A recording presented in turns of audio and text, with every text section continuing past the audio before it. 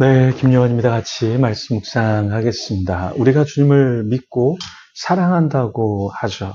그런데 우리의 사랑이 금방 어떤지 드러날 수 있습니다. 예를 들어서 건강이 안 좋아진다던가, 혹은 내가 계획했던 것이 잘 안 되거나, 또 사람에게 실망을 받을 때 우리는 주님을 사랑한다고 했지만 주변의 환경이나 또 주위 사람들 때문에 주님을 포기하거나 근심 끼치는 경우가 많이 있습니다.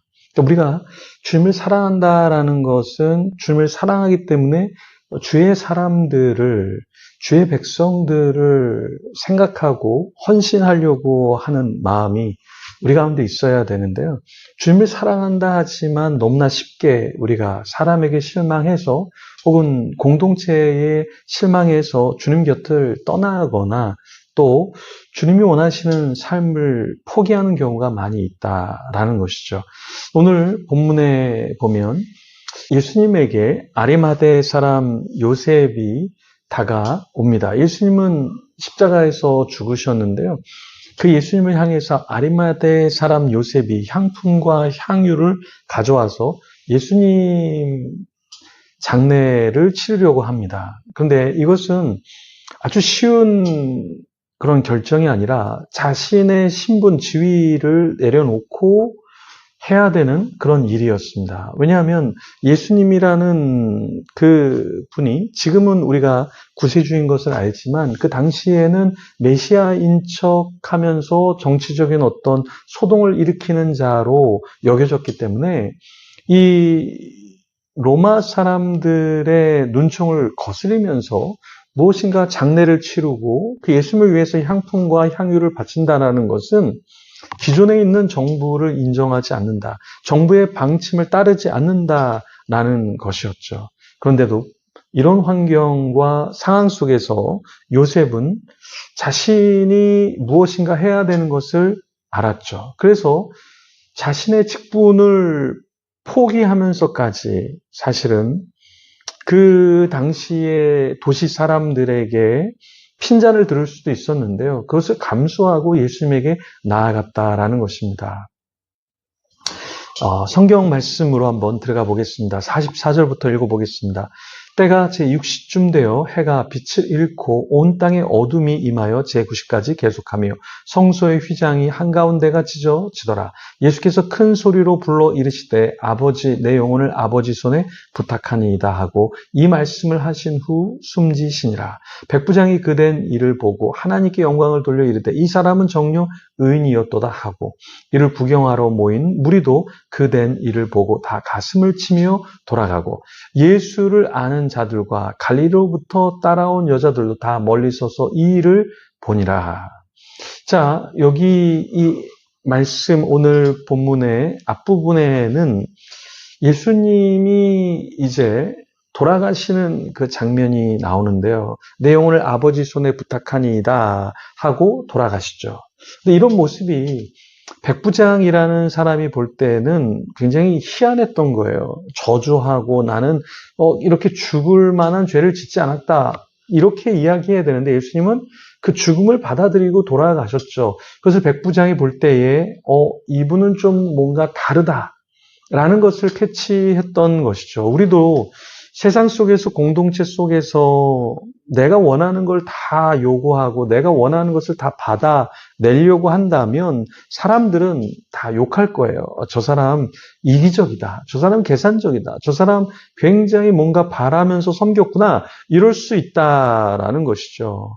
그런데 그런 모습을 보이지 않고 순수히 예수님처럼 살아간다면 사람들이 우리를 인정해 줄 겁니다. 네. 이 다음 부분에 보면은 50절부터 보면 초반에 제가 얘기했던 내용이 나옵니다. 공의 의원으로서 선하고 의로운 요셉이라 하는 사람이 있으니 그들의 결의와 행사에 찬성하지 아니한지라. 그는 유대인의 동네 아리마대 사람이요 하나님의 나라를 기다리는 자라.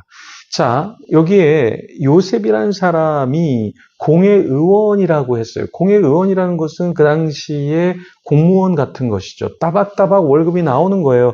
그런데 갑자기 이 사람이 그들의 결의와 행사에 찬성하지 아니한지라. 그러면서 정부가 하는 일에 찬성하지 아니에요. 그러면서 하나님의 나라를 기다리는 자로서의 믿음을 보여요. 근데 사실은 이 믿음을 보인다라는 것은 자기의 갖고 있는 어떤 지위와 신분과 사람들의 평판을 다 내려놓는 것과 같다라는 것입니다. 이렇게 할 수 있을까요? 이게 쉬운 것이 아니죠. 내가 어떤 진리를 얘기하면 사람들은 너만 잘났냐 이렇게 얘기합니다. 내가 어떤 것을 강조하면 너 왜 그것만 강조해? 이렇게 사람들이 이야기합니다. 또 내가 주를 위해서 뭔가를 헌신하면 너만 헌신하냐? 너 왜 사람들에게 보이려고 그래? 이러면서 우리가 하는 것에 대해서 때로는 다 동의를 받을 수가 없어요.